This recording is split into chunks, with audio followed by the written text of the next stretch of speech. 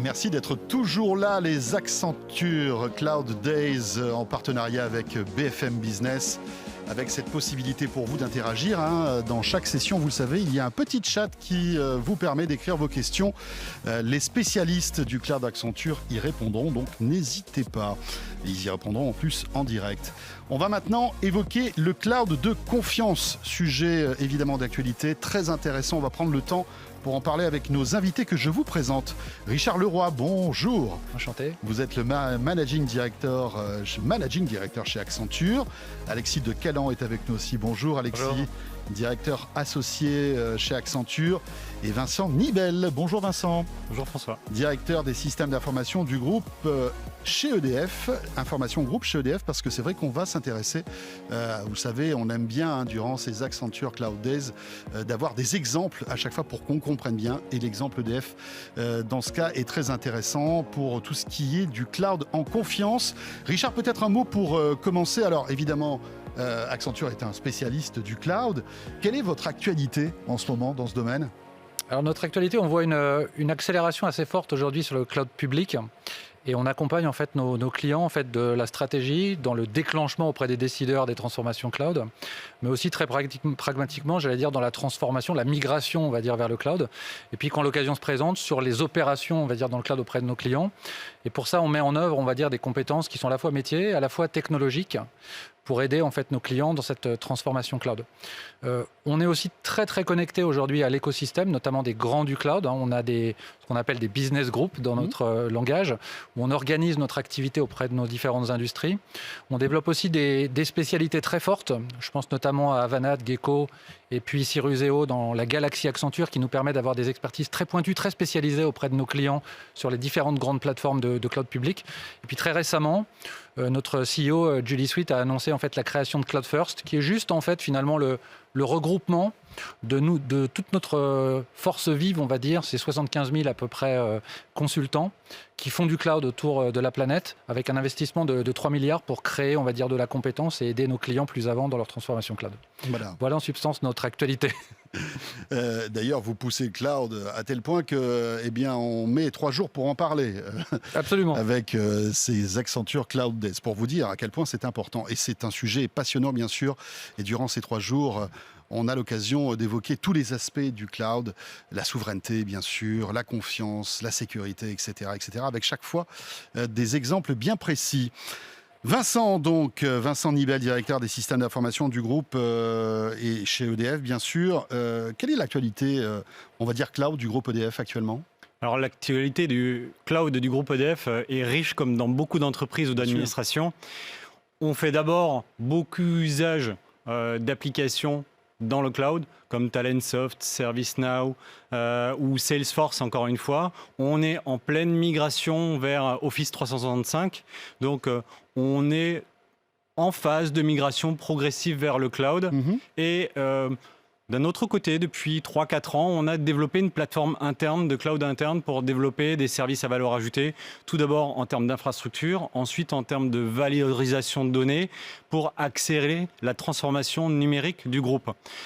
On s'est rendu compte qu'il manquait quelque chose dans cette équation, qu'avec un cloud privé, on ne pouvait pas aller aussi loin, aussi vite qu'on ne pourrait aller dans le cloud public, et on avait besoin d'une solution intermédiaire. Et de fait, on a commencé à investir le sujet du cloud de confiance, à le mûrir, à tel point que j'ai pris, sur proposition du club des DSI, le SIGREF, le pilotage du groupe cloud de confiance. Et on travaille d'abord avec ma casquette au SIGREF, puis au sein du groupe, à cette notion de cloud de confiance et à l'élaboration d'une feuille de route globale de migration dans le cloud, dans tous les types de cloud, le cloud public, le cloud privé et le cloud de confiance. Et on a mis en place une task force spécifique pour essayer de définir cette trajectoire à 2 puis à 5 ans. Et puis il y a Gaia X aussi. Il y a tout à fait, il y a également Gaia X. Je ne l'ai pas directement associé au cloud, mais effectivement, le cloud est intimement lié quand même à Gaia X. Et projet européen. C'est un projet européen. Immense projet européen. Très grand projet européen. EDF fait partie des 22 membres fondateurs. Le cloud fait partie du socle nécessaire pour construire une économie de la donnée, comme le souhaite Ursula von der Leyen. Et Gaia X, On y croit, on y reviendra, je pense, lors de dans cet échange. Mais ça fait partie également de notre actualité de construire cet environnement de confiance pour le traitement de données.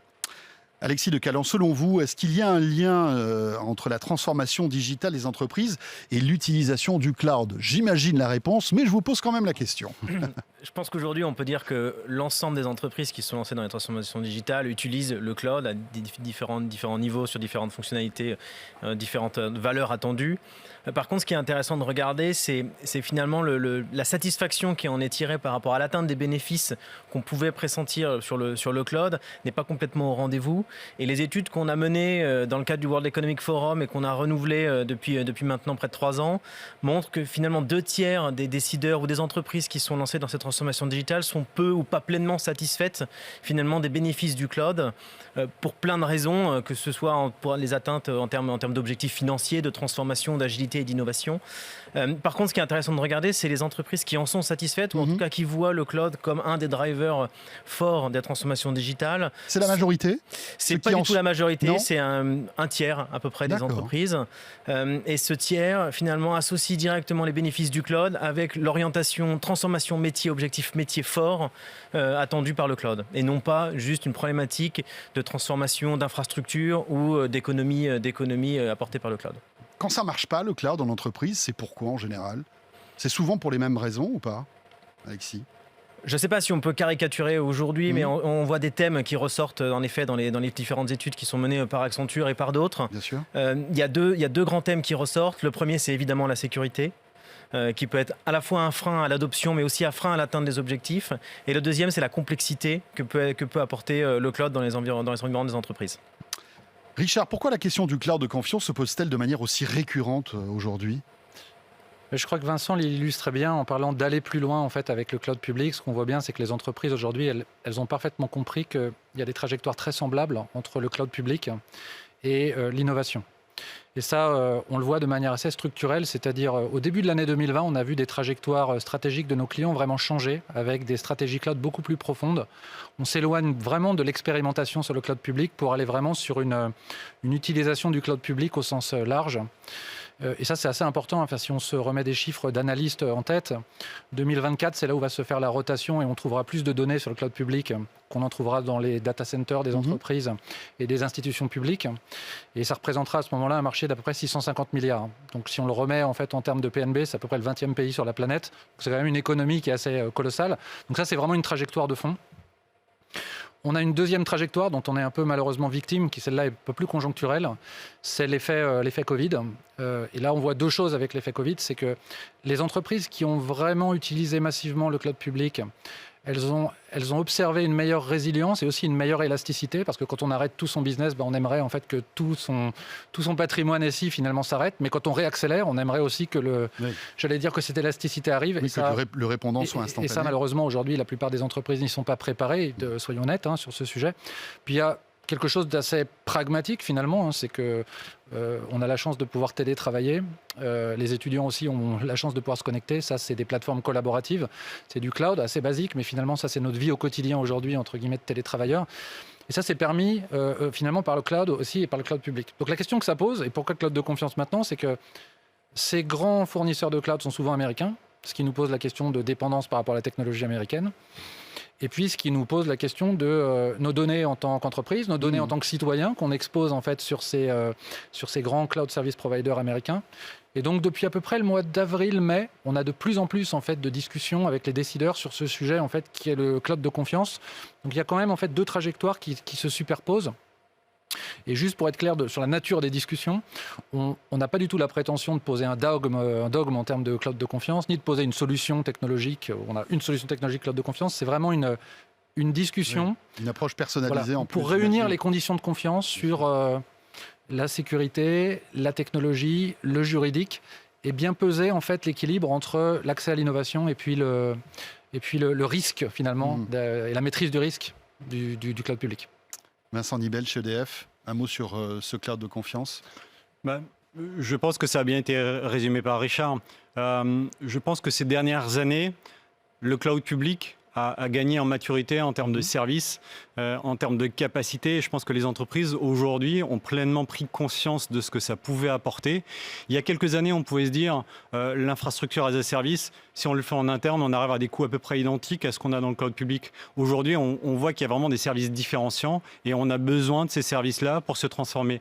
Mais en même temps, on s'est rendu compte qu'il y avait un certain risque, réglementaire en particulier, et qu'on avait besoin d'environnements de confiance pour traiter de données sensibles, de données financières, de données commerciales, de données clients. Et on avait besoin de cet environnement de confiance pour développer ces nouveaux services. Et on a progressivement pris conscience que dans la sphère privée, uniquement en entreprise, développer l'ensemble de ces services n'était pas possible. Et peut-être un dernier point, je pense que l'arrêté Schrems 2 pour les techniciens de la Cour européenne de justice qui a été pris le 20 juillet dernier, qui met fin au Privacy Shield et qui expose finalement nos services dans le cloud public à certains risques juridiques. Objectivement, aujourd'hui, on est en risque parce que les fondements de cet arrêté-là, il est encore réel et il pourrait très bien être opposé à tout un ensemble de services que l'on a aujourd'hui dans le cloud public. Donc on a besoin aujourd'hui de cet environnement et je pense que c'est pour ça aussi qu'on parle aujourd'hui beaucoup du cloud de confiance. Le cloud et la cybersécurité sont intrinsèquement liés, corrélés. Alexis, qu'est-ce que vous pouvez nous dire sur ce sujet ? C'est clair que le lien est fort. Enfin, on l'a entendu, les mots risque, les mots finalement exposition de la donnée, exposition des systèmes d'infrastructure, des systèmes d'information des clients sur ces clouds publics est réel. Et en effet, la sécurité aujourd'hui fait partie de l'ensemble des discussions qu'on a avec nos clients et d'une manière générale dès que le cloud apparaît dans la discussion. Pour autant, je pense qu'il faut prendre un petit peu le temps pour comprendre ce qu'on met derrière le mot sécurité ou cybersécurité, parce qu'il y a beaucoup d'éléments.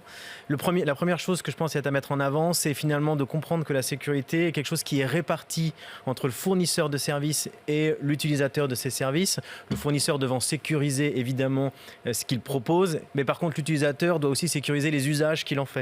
Et je pense que ça a créé aussi beaucoup de confusion et beaucoup de flou sur les premiers services cloud qui sont arrivés en pensant que les choses étaient déjà sécurisées par défaut, par design. Alors qu'en effet, il ne fallait pas oublier les aspects de sécurisation des usages. Donc ça, c'est un premier point important. La deuxième, Richard l'a un petit peu évoqué, il n'y a pas non plus de solution magique pour sécuriser le cloud. On n'a pas un produit qui permet de couvrir l'ensemble des risques, l'ensemble des sujets. Donc ça évolue très vite.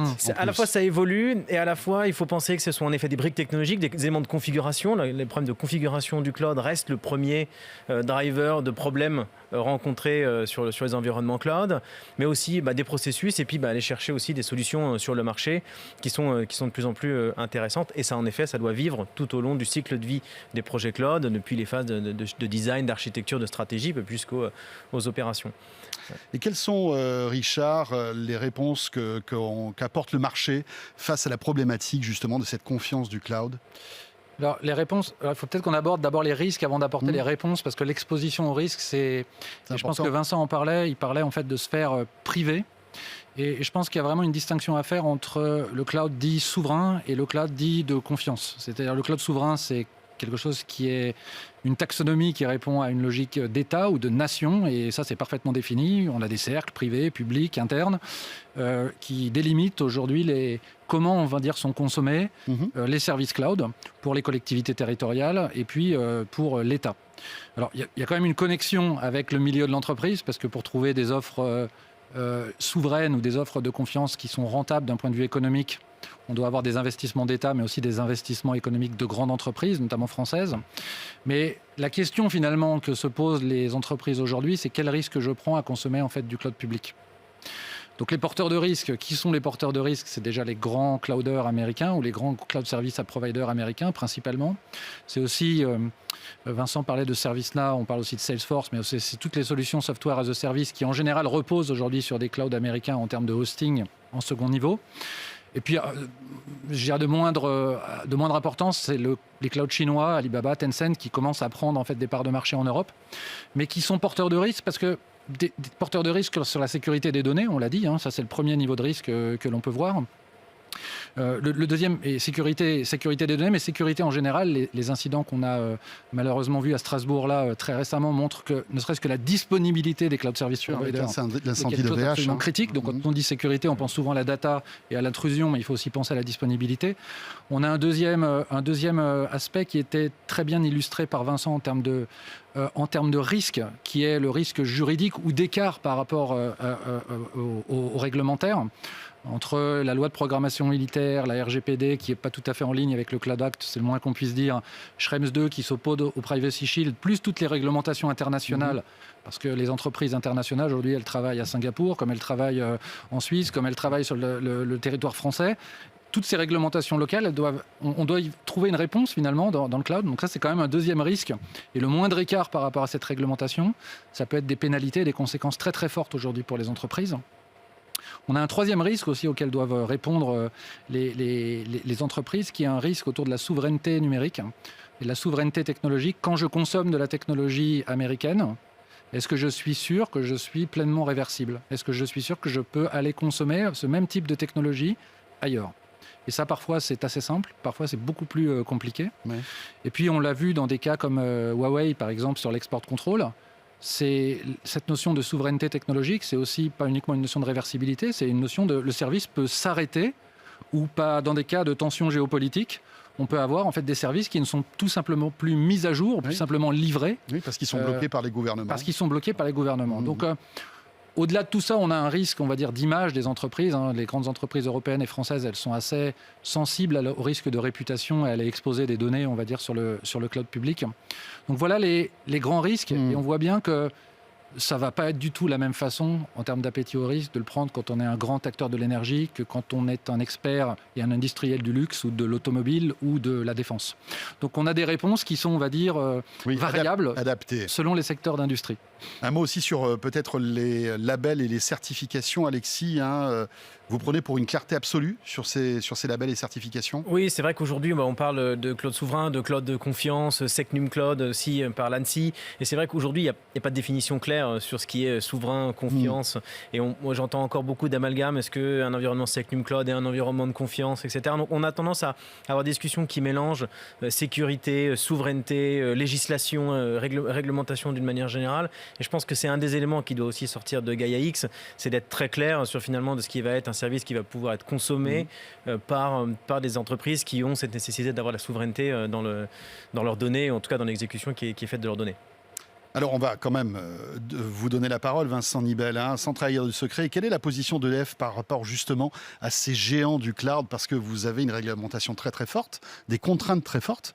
Qu'est-ce que vous pouvez nous dire sur ce sujet?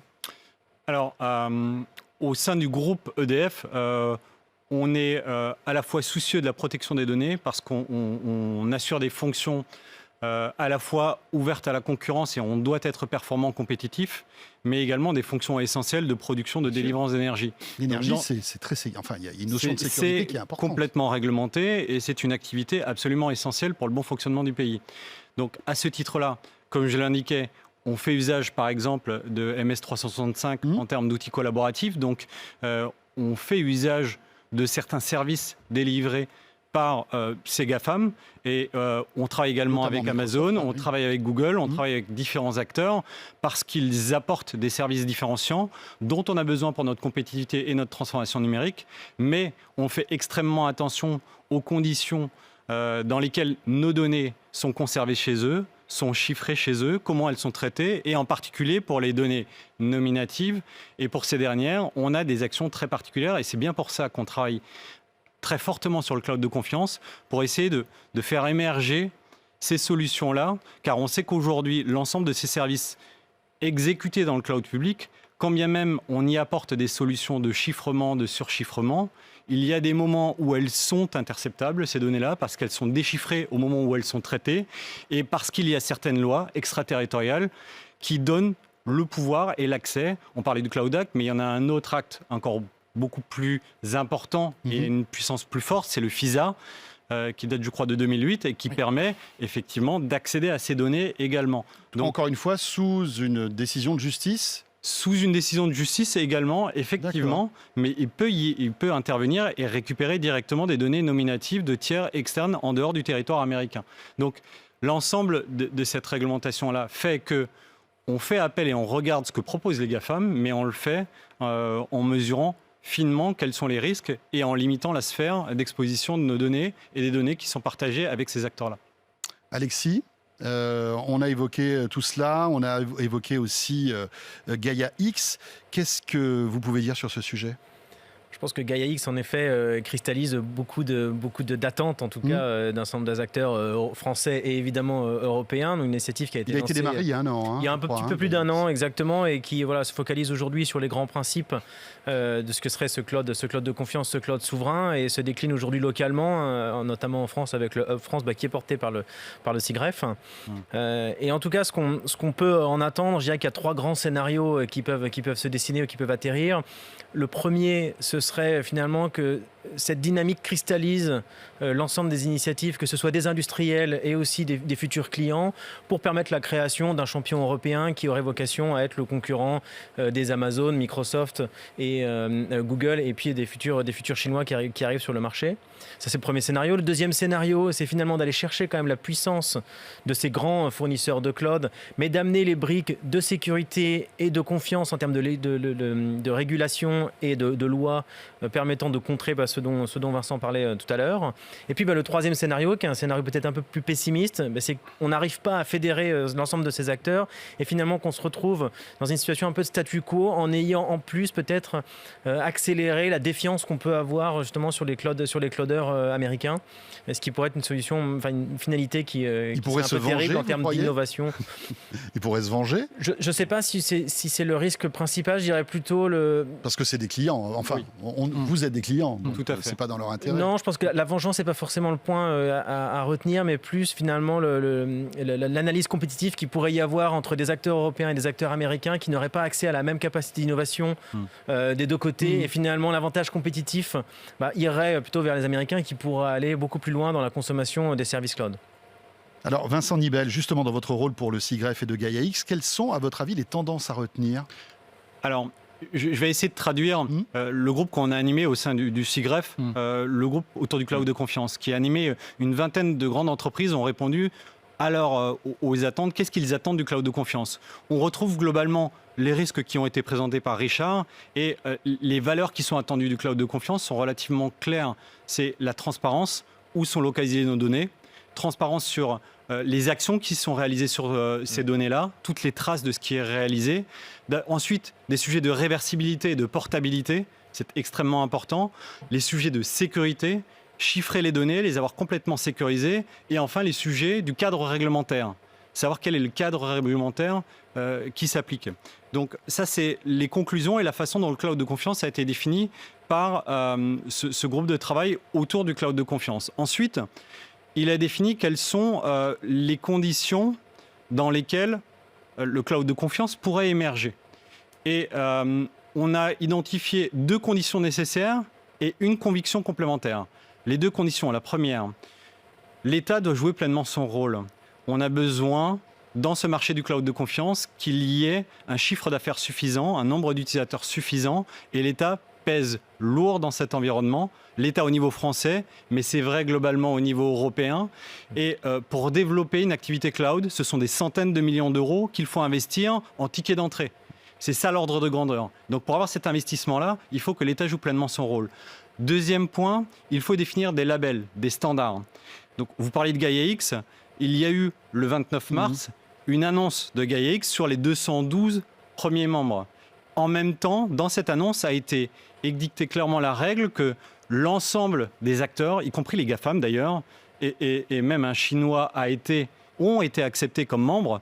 Pour autant, un label Gaia X devra être défini dans les semaines à venir et ce sont les services qui seront proposés qui seront labellisés Gaia X. Ce n'est pas parce que des sociétés sont membres de Gaia X. Oui, Amazon peut être membre de Gaia X, mais ne pas fournir mais ne pas services. être labellisé Gaia X dans les services qu'il propose. Voilà. Et donc tout le sujet, c'est de définir un label. Nous, notre conviction, et je rebondis là-dessus sur le groupe de travail Cloud de Confiance, était que l'État français, et déjà au niveau français, nous définissions quel est ce label. SecNumCloud ne répond pas à des sujets de réglementation, ne répond pas à des sujets de réversibilité, de transparence sur certains points. On a besoin d'aller plus loin. Et le hub français, porté par le SIGREF, et c'est là toute la cohérence du dispositif, est là pour consolider l'expression de besoin en termes de labellisation et le porter au niveau européen parce que c'est notre conviction aussi, au niveau européen, c'est le seul lieu qui puisse porter cette labellisation. Et peut-être dernier point, si vous me le permettez, Bien sûr. je pense qu'il ne faut pas exclure justement les GAFAM. Ils portent, et les GAFAM et d'autres acteurs, Snowflake par exemple, qui n'est pas un GAFAM, mais qui porte également des services extrêmement intéressants, par exemple. Ils viennent avec des technologies intéressantes. Il ne faut pas les exclure a priori parce que nos compétiteurs pour les grandes entreprises sont au niveau international et utiliseront ces services-là. On a besoin de technologies innovantes. Mais on a besoin de travailler avec eux pour savoir dans quelles conditions il peut y avoir un transfert de technologie dans des environnements de confiance. Et ça, c'est notre conviction également exprimée dans le cadre du SIGREF. Alors on le voit, hein, tout cela est quand même assez complexe, Richard. Quelles seraient vos recommandations justement pour bâtir aujourd'hui une stratégie cloud en 2021 pour une PME par exemple? Alors, il y a deux éléments à prendre en compte. C'est d'abord que les stratégies cloud, mais je crois que Alexis en parlait tout à l'heure, les stratégies cloud qui réussissent, c'est des stratégies qui sont tirées par le métier. Donc il y a vraiment un point d'abord qui est de comprendre qu'est-ce qu'on veut faire avec le cloud en termes d'innovation, en termes de transformation et de bien l'articuler avec une dimension métier. Pour ce qui est du cloud de confiance en particulier, Gaia-X, c'est un courant majeur et j'allais dire, si on n'en est pas membre, il faut l'observer parce que vous parliez de PME, donc si on n'en est pas membre, il faut l'observer de très près. Moi j'ai la chance d'accompagner des grands groupes, donc je le vois peut-être un petit peu moins pour les PME, mais Gaia-X, c'est un courant essentiel. Je pense qu'il faut aussi avoir une bonne compréhension des courants qui sont en train de se passer avec les différents cloud providers. C'est-à-dire qu'on a des cloud providers américains aujourd'hui qui essayent aussi d'apporter des réponses à leurs clients avec des mécanismes de chiffrement, des mécanismes de surchiffrement, par exemple avec Thales, et qui essayent petit à petit de répondre aux cadres aussi juridiques et à des cadres opérationnels et qui s'adaptent. Ça, c'est vraiment un premier courant qui est quand même très fort aujourd'hui.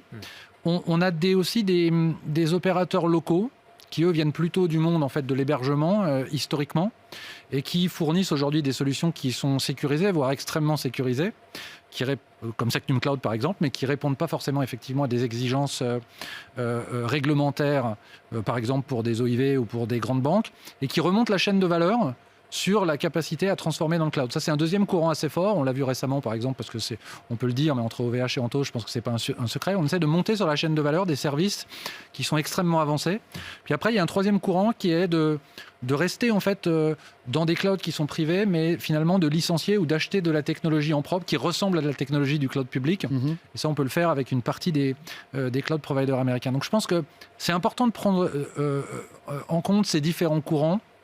Et après, en termes de trajectoire, ce qu'on observe aujourd'hui chez nos clients, c'est trois natures de trajectoire. On a une trajectoire statu quo, entre guillemets, qui est pour l'instant, on voit qu'on a un marché qui est, je viens de le préciser, assez quand même fragmenté, assez encore un peu opaque, avec des conclusions de Gaia-X qui ne sont pas arrivées. Donc, on se pose dans une situation d'attente et puis on va voir quelle est la réaction de l'État et des conclusions de Gaia-X, première attitude. À quelle échance on peut voir l'arrivée de Gaia-X à votre avis, Richard? C'est deux. Une annonce a été faite justement le 29 mars et je vous invite à la regarder. Le label a vocation à être promulgué dans les semaines à venir, donc on va dire d'ici l'été, et les premiers services labellisés sont attendus avant la fin de l'année. D'accord, très bien. Voilà, parenthèse refermée. Richard, terminé. Donc ça, effectivement, c'est un premier courant. On a un deuxième courant qui est très lié avec des adoptions assez massives de cloud public. On l'a vu, on a des cas, par exemple en Italie, en Espagne, au Royaume-Uni, d'adoption massive du cloud public en se disant ça va nous servir à la transformation. On va dire, c'est obligatoire d'y aller et on va faire suivre en fait les logiques de réglementation, les logiques de sécurité, parce que ça devient un impératif. Et puis entre les deux, et c'est le cas de beaucoup de mes clients, c'est on essaye de trouver aujourd'hui une couche d'abstraction régalienne qui nous permet aujourd'hui d'avoir à la fois de la consommation de services cloud publics, privés, et de maîtriser aujourd'hui comment on déplace en fait ces données et ces applications en ayant un bon contrôle et en se disant au moment où ça va accélérer, je serai prêt, on va dire, à partir de manière massive. Donc voilà les trois trajectoires. Encore une fois, il n'y a pas une logique unique de stratégie cloud pour nos clients. L'important est qu'elle soit tirée par la valeur métier qu'elle apporte et pas par une transformation technologique. Vincent, est-ce que vous êtes d'accord avec la vision ces trois visions de Richard? Vous, en tant que membre du SIGREF et la vision du SIGREF et DSI du groupe EDF? Je suis totalement en phase avec ces trois visions-là et j'ai une conviction le cloud, du moins ses principes, ses services d'agilité, de scalabilité, du all as code finalement, c'est une tendance incontournable.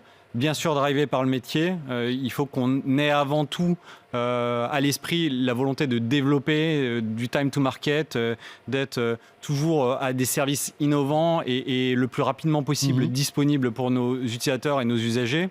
Donc je suis convaincu, il y a ces trois tendances-là, du public, du privé, du confiance. Je crois beaucoup à Gaia-X. Il y a un risque potentiel, je le dis très clairement aujourd'hui dans le cadre de Gaia-X, c'est cette multitude d'acteurs fait qu'il y aura forcément un lobbying extrêmement fort dans la labellisation et la définition de ce standard qui pourrait freiner. Là où Gaia-X est astucieusement monté, c'est que, in fine, le pouvoir est entre les mains du board et d'un certain nombre d'acteurs qui sont uniquement européens. Donc, dans ce contexte-là, on a les leviers pour prendre les décisions et définir les standards qui vont bien. Mais à nous aussi, peut-être au niveau français, au niveau du hub français, au niveau du SIGREF, de définir les standards et les éléments, les valeurs qu'on souhaite voir portées par ce standard. Richard, pour terminer, comment vous aidez vos clients sur le cloud de confiance chez Accenture ? Ça sera le mot de la fin. Alors, comme je le précisais, on accompagne nos clients sur des stratégies cloud au sens large. Et donc, la première chose à laquelle on réfléchit, c'est comment aujourd'hui on prend un patrimoine et on l'organise sous un angle valeur à transformer versus effort à transformer. Ça, c'est vraiment l'axe, c'est la colonne vertébrale d'absolument en fait toutes nos stratégies cloud aujourd'hui. C'est qu'est-ce qu'on va amener en termes de valeur au métier. Si on regarde le prisme du cloud de confiance, on a développé en fait des expertises qui sont très spécifiques sur ce sujet et ce qu'on appelle en fait un navigateur de cloud de confiance qui regarde les choses sous 4 axes. Celui que je viens de nommer, la valeur qu'on peut apporter au travers de la transformation cloud. La logique de ségrégation des données. Parce qu'une fois qu'on a toutes les bonnes réponses à où on a envie de mettre les données, encore faut-il arriver à les ségréguer pour pouvoir les placer où on veut. Ce qui est quand même un débat auquel tout DSI se confronte et qui est une vraie problématique en fait, de fond. Et j'allais dire qui aborde aussi 2 autres streams de manière assez logique, qui est le stream de la sécurité. Et même si on n'est pas juriste, le stream en fait du rapport à la réglementation et du parfait alignement avec la réglementation. Donc avec nos expertises et avec ce navigateur cloud de confiance, c'est comme ça qu'on adresse les stratégies cloud de nos clients et qu'on incorpore ce volet cloud de confiance à l'intérieur de notre stratégie. Voilà, je pense que vous y voyez plus clair dans ce sujet quand même qui est assez complexe et on le voit qui évolue avec à la fois les différentes législations et puis l'arrivée de nouveaux services comme Gaia-X. Merci à tous les 3 pour toutes ces explications. Merci donc à Richard Leroy, Managing Director chez Accenture, Alexis Decalan, directeur associé chez Accenture et Vincent Nibel, donc directeur des systèmes d'information groupe chez EDF. Alors on va continuer dans un instant avec une nouvelle session et on va s'intéresser à un autre sujet passionnant, c'est la tech responsable et le cloud responsable pour qu'il consomme moins tout en étant tout aussi performant, voire plus. Et ce sera avec l'exemple Terega. À tout de suite.